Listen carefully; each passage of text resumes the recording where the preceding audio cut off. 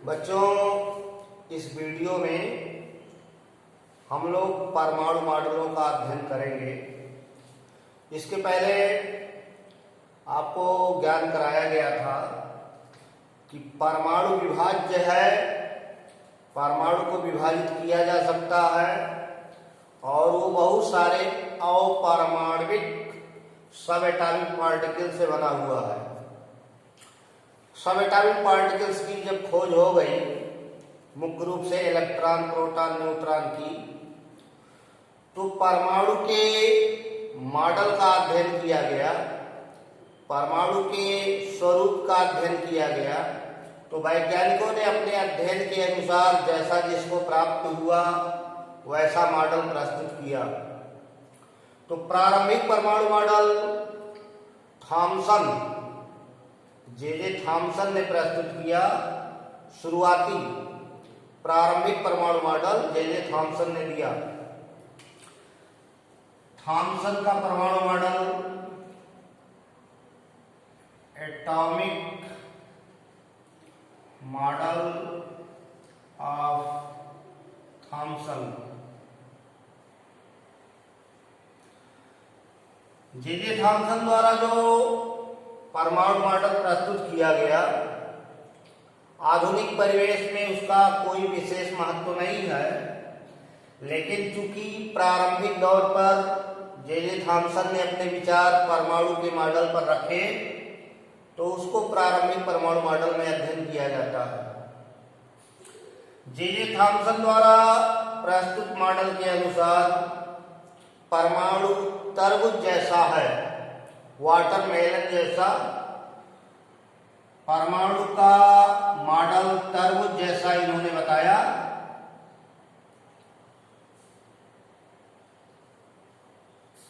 और जो धनावेश है वो जैसे तरबूज में रेड पार्ट फैला रहता है, लाल भाग फैला रहता है, ऐसे पूरा धनावेश विसरित रहता है। पूरा पॉजिटिव पार्ट जो है वो विचलित रहता है और परमाणु के अंदर जो इलेक्ट्रॉन हैं वो इसी धनावेश में धंसे रहते हैं। जैसे तरबूज में बीज धंसे होते हैं, इलेक्ट्रॉन को इन्होंने धंसा हुआ बताया। उस थैलमस पोर्शन में, उस मांसल भाग में धंसा हुआ बताया। पॉजिटिव पार्ट, जो पॉजिटिव हिस्सा है वो फैला हुआ है और इलेक्ट्रॉन उसमें धंसे हुए हैं, जैसे तरबूज में बीज धंसे होते हैं। तो इस तरह थॉमसन ने परमाणु का मॉडल प्रस्तुत किया। थॉमसन का यह मॉडल स्पेक्ट्रमों की उत्पत्ति की व्याख्या नहीं करता, क्योंकि इसमें इलेक्ट्रॉन धंसे हुए हैं, इसमें इलेक्ट्रॉन का कोई मोबिलिटी, कोई गतिमान अवस्था नहीं दर्शाया गया। इलेक्ट्रॉन बीज की भांति इसमें धंसे हुए हैं। तो थॉमसन का यह मॉडल अमान्य कर दिया गया।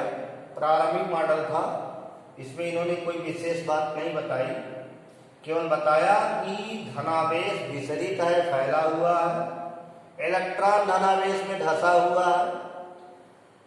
इलेक्ट्रॉनिक चार्ज और जो पॉजिटिव चार्ज है बराबर है, परमाणु विद्युत उदासीन है, लेकिन इलेक्ट्रॉन जो है वो धंसे हुए हैं। इलेक्ट्रॉन में कोई मोबिलिटी या गतिमान अवस्था नहीं पाई जा रही है। तो यह प्रारंभिक मॉडल अमान्य कर दिया गया। ये स्पेक्ट्रमों की उत्पत्ति की व्याख्या नहीं कर सका। इसके पश्चात रदरफोर्ड, अर्नेस्ट रदरफोर्ड ने परमाणु का नाभिकीय मॉडल प्रस्तुत किया।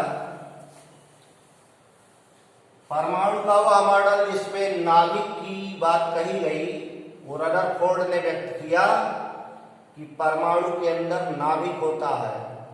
नाभिक की खोज रदरफोर्ड ने की थी।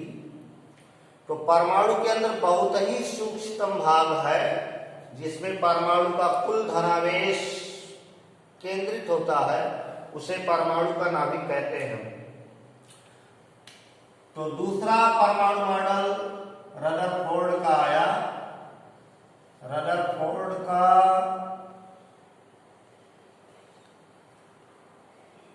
नाभिकीय परमाणु मॉडल,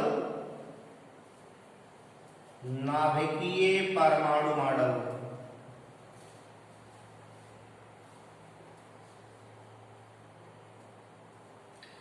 परमाणु के अंदर नाभिक पाया जाता है, ये विचार रदरफोर्ड से शुरू हुआ। वैज्ञानिक रदरफोर्ड ने नाभिक की खोज की। तो रदरफोर्ड ने परमाणु का जो स्वरूप व्यक्त किया, उनके अनुसार परमाणु अति सूक्ष्म गोलाकार विद्युत उदासीन कण है, जो दो भागों से बना है। एक धनावेशित नाभिक, पॉजिटिवली चार्ज्ड न्यूक्लियस, धनावेशित नाभिक जो सूक्ष्मतम भाग है, और दूसरा नाभिक के चारों ओर का विशाल क्षेत्र, जो नाभिक के चारों ओर का बड़ा सा भाग है, उसमें इलेक्ट्रॉन रहते हैं। न्यूक्लियस के बाहर इलेक्ट्रॉन रहते हैं।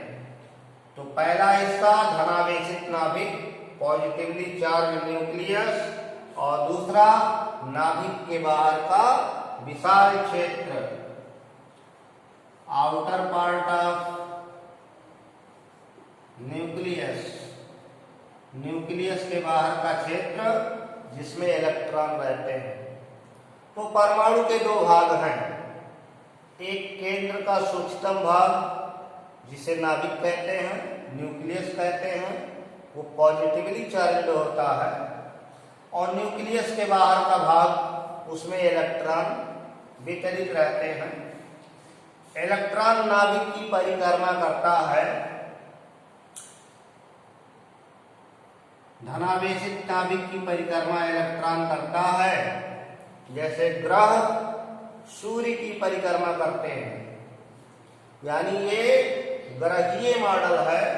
जैसे जो ग्रह हैं, प्लैनेट्स हैं, वो सूर्य का चक्कर लगाते हैं, वैसे इलेक्ट्रॉन नाभिक के चारों तरफ घूमता रहता है। परमाणु में जितना पॉजिटिव पार्ट होता है, जितना पॉजिटिव चार्ज होता है, वो निगेटिव चार्ज के बराबर रहता है। यानी धनायनों का कुल धनावेश इलेक्ट्रॉनों के कुल ऋणावेश के बराबर है। इस प्रकार परमाणु विद्युत उदासीन होता है। इलेक्ट्रॉन नाभिक की परिक्रमा करता है, और इस परिक्रमा से जो सेंट्रीफ्यूगल फोर्स है mv²/r,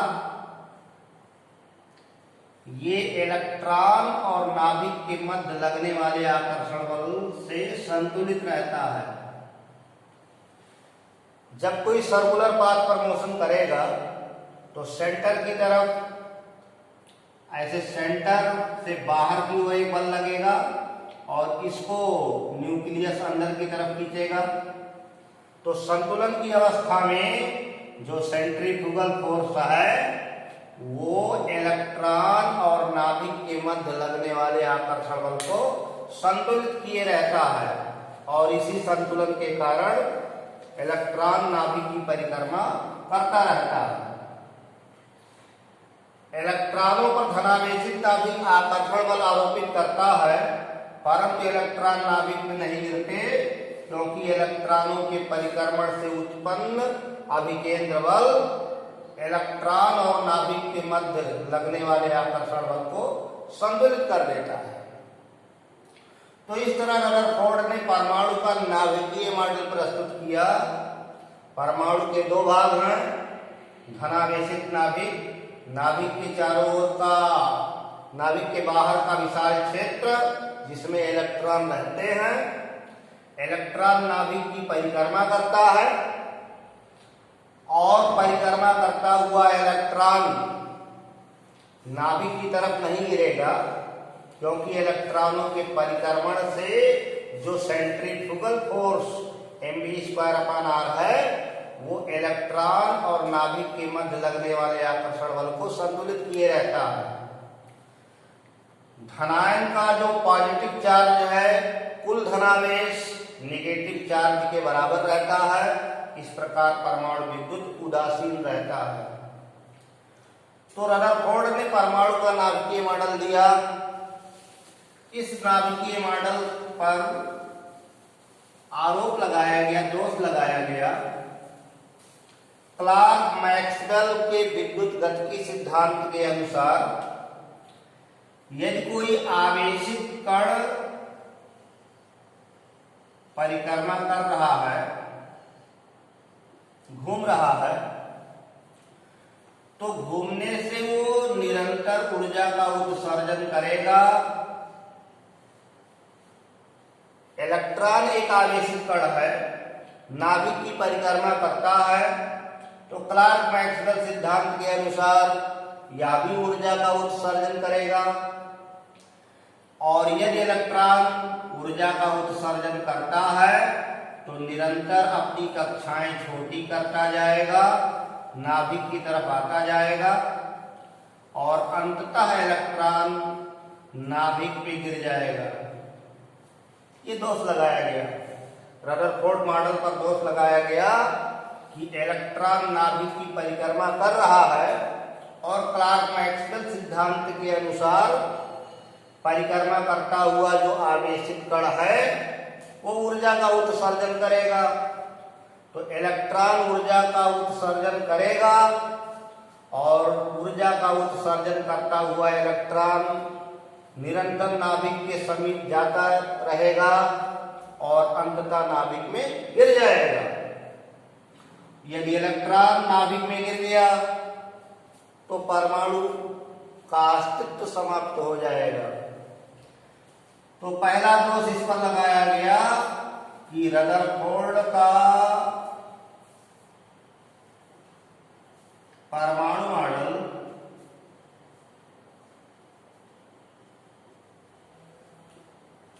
निकाय के अस्थायित्व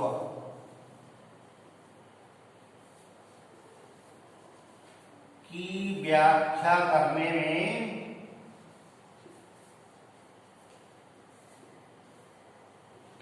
असफल रहा। निकाय का तात्पर्य है, जिसके बारे में हम अध्ययन करते हैं, सिस्टम, द्रव्य का वह भाग जिसका अध्ययन करना होता है उसे निकाय कहते हैं। यहाँ परमाणु के मॉडल का अध्ययन कर रहे हैं। तो परमाणु का जो भाग है उसके अंदर नाभिक धनावेशित, इलेक्ट्रॉन परिक्रमा कर रहा है और यदि इलेक्ट्रॉन परिक्रमा करता हुआ नाभिक में गिर गया तो पूरे परमाणु का विनाश हो जाएगा। इसका तात्पर्य हुआ कि रदरफोर्ड द्वारा प्रस्तुत परमाणु मॉडल निकाय के अस्थायित्व की व्याख्या नहीं कर पाया। ये पहला दोष लगाया गया। दूसरा दोष लगाया गया रदरफोर्ड के मॉडल पर कि नाभिक की परिक्रमा करता हुआ इलेक्ट्रॉन यदि ऊर्जा का निरंतर उत्सर्जन करता है तो जो स्पेक्ट्रम प्राप्त होगा, जो स्पेक्ट्रम रिकॉर्ड होगा, वो सतत होना चाहिए, कंटीन्यूअस होना चाहिए, यानी उसमें निश्चित आवृत्ति की रेखाएं नहीं होनी चाहिए। निश्चित आवृत्ति की रेखाएं नहीं होनी चाहिए।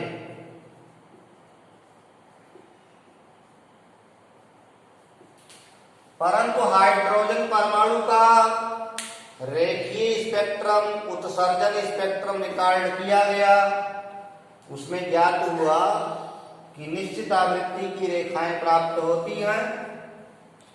हाइड्रोजन परमाणु के उत्सर्जन स्पेक्ट्रम में लाइमन, बामर, पाश्चन, ब्रैकेट, कुंड श्रेणी की रेखाएं प्राप्त होती हैं, निश्चित आवृत्ति की रेखाएं आती हैं।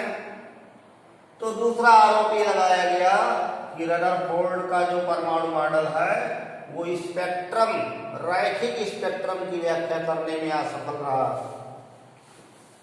हाइड्रोजन परमाणु का रैखिक स्पेक्ट्रम लिया गया है। हाइड्रोजन गैस का नमूना लीजिए और उसको गर्म करिए, ऊर्जा देंगे तो इलेक्ट्रॉन विभिन्न ऊर्जा स्तरों में चले जाते हैं। ऊर्जा स्तरों को, एनर्जी लेवल्स को हम ऐसे दिखा रहे हैं। ये बहुत सारे एनर्जी लेवल्स हैं। हाइड्रोजन गैस का एक सैंपल लेकर उसे गर्म किया जाए, ऊर्जा दिया जाए, तो इलेक्ट्रॉन विभिन्न ऊर्जा स्तरों तक उत्तेजित होंगे और जब वो लौटने लगेंगे, ये सेल नंबर 1 है, ये 2 है, ये 3 है, ऐसे 4, 5, 6, 7, 8, 9 ऐसे ही फाइनाइट सेल होंगे। ये कोष दिखाए गए हैं।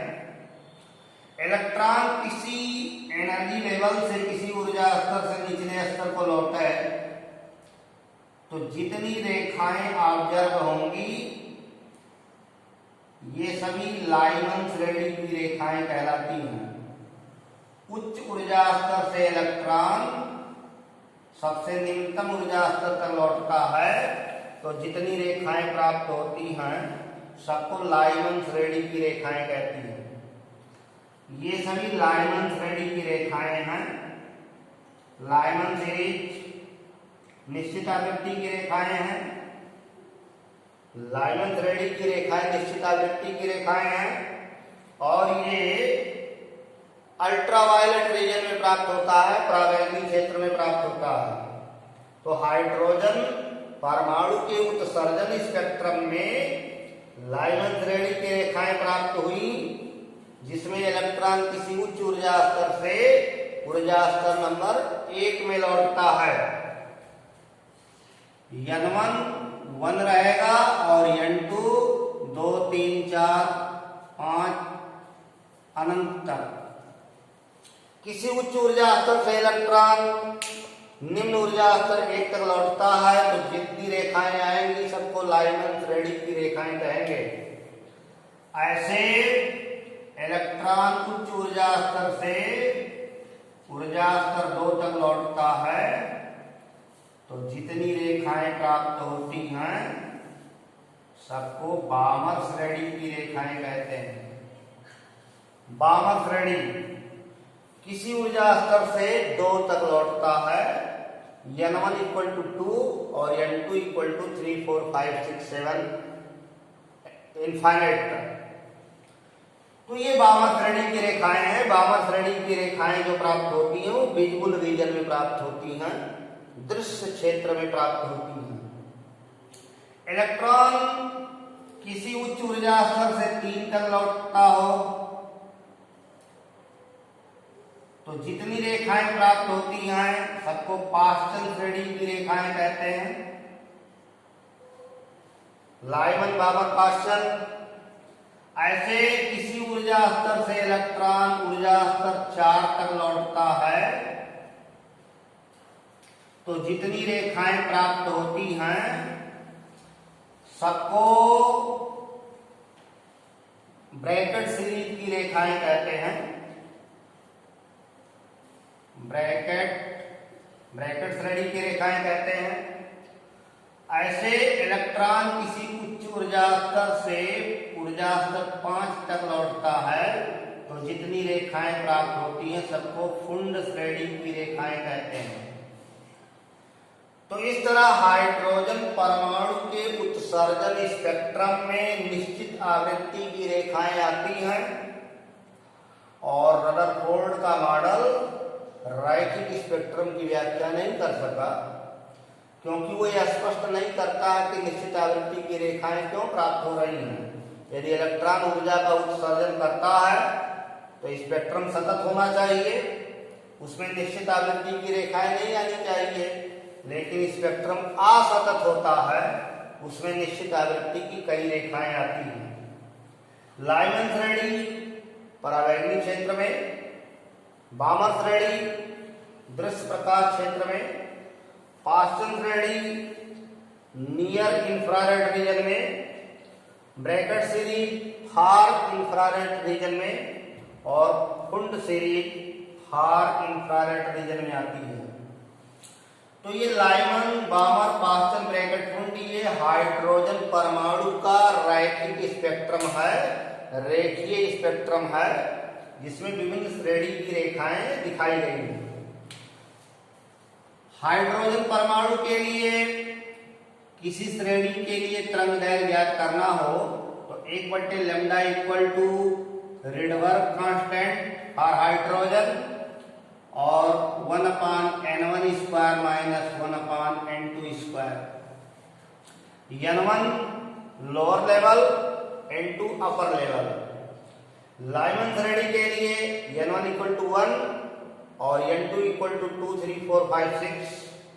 बामर के लिए n1 equal to 2, n2 equal to 3, 4, 5, 6। पास्टन के लिए n1 इक्वल टू 3 और n2 इक्वल टू 4, 5, 6, 7 इनफाइनाइट तक। ब्रैकेट के लिए n1 equal to 4, n2 equal to 5, 6, 7 infinite तक। ऐसे जो कुंड सीरीज प्राप्त होगी उसके लिए n1 इक्वल टू 5 और n2 इक्वल टू 6, 7, 8, 9 इनफाइनाइट तक। तो इस तरह से ये 1/λ वेवलेंथ है equal to Rydberg constant into 1 minus n1 square minus 1/n2 square. 1/λ को आप लिख सकते हैं न्यू बार, ये वेव नंबर है, तरंग संख्या है। तो इस तरह से हाइड्रोजन परमाणु के उत्सर्जन स्पेक्ट्रम के लिए वेव नंबर या वेवलेंथ की गणना आप कर सकते हैं। बच्चों, इस वीडियो में हम लोग इतना अध्ययन किए, शेष अगले वीडियो में अध्ययन किया जाएगा। धन्यवाद।